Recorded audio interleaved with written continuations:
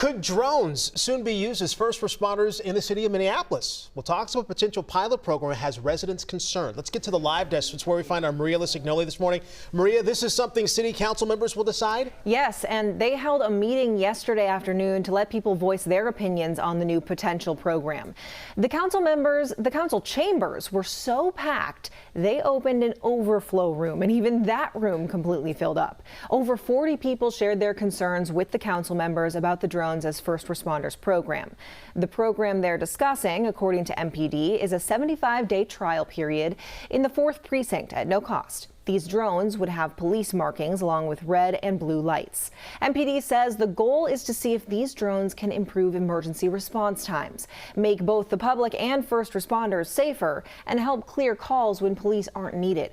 Several other agencies already use these drones, like in St. Paul and Minnetonka. But on Wednesday, the public shared concerns over surveillance and over the company that's involved. We need money for our schools, for housing, for grocery stores, not drones for police. Do not go forward with this program. We're not okay with any version of Big Brother. We don't trust the people or the system administering this. We watched ICE come in here with drones. We watched ICE come in here and violate our constitutional rights. Every technology given to state and federal law enforcement has been abused. City council members also shared their thoughts on the proposed program. So I'm always going to be looking for ideas and ways to help. And that is exactly what this pilot is. This is not a long-term commitment. There was flight records released that at least 31 times it was used to surveil an ICE-out protest in downtown Los Angeles, which saw thousands of peaceful protesters march against the Trump administration occupation of Minneapolis, and if MPD will do the same thing here.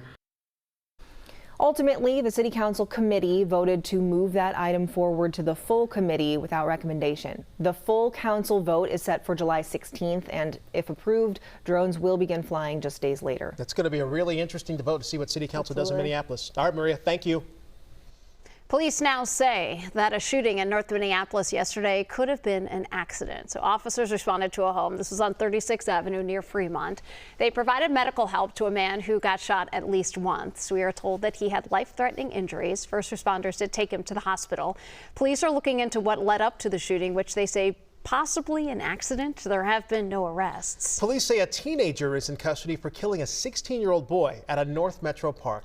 This happened Sunday night at Hartcuff Park and Brooklyn Park. Police say they arrested that 17-year-old boy who they believe shot the 16-year-old in the head.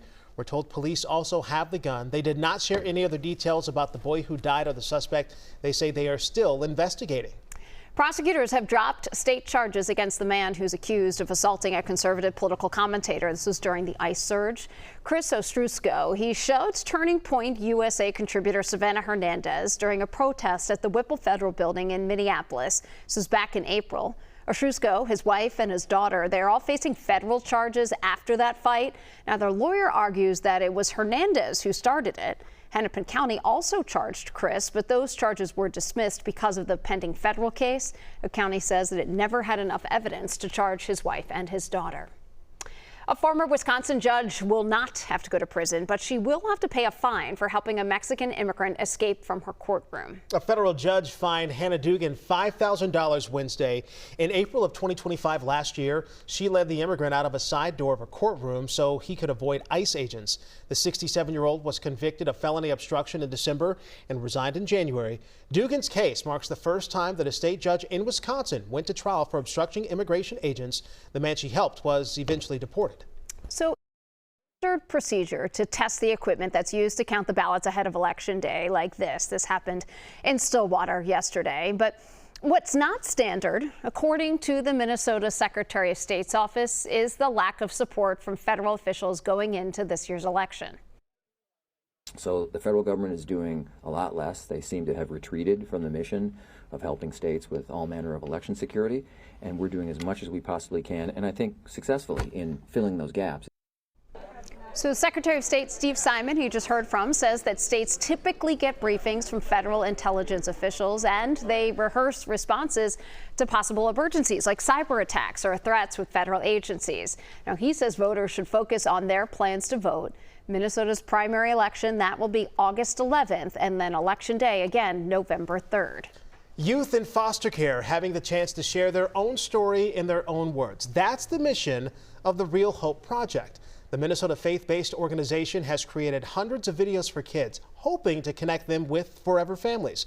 The nonprofit's founder, Casey Stanley, sat down with our Adam Duxter for this week's episode of the Bigger Than Belief podcast, and they spoke about the struggles she faced launching Real Hope Project and the challenges of being a faith-based organization. A former youth pastor and now adoptive parent herself, Stanley also talked about the importance of family. It doesn't really matter how great our schools are or how vibrant my youth ministry is or how great our government safety nets are. Like, all of those things are great, but nothing moves the needle the same way that family does. And just saw, like, man, God designed kids to exist in the context of family. And that is such a sacred need that is built into us. And when kids don't have it, the impact is devastating. You can listen to their full conversation by scanning the QR code on your screen or searching Bigger Than Belief wherever you get your podcasts.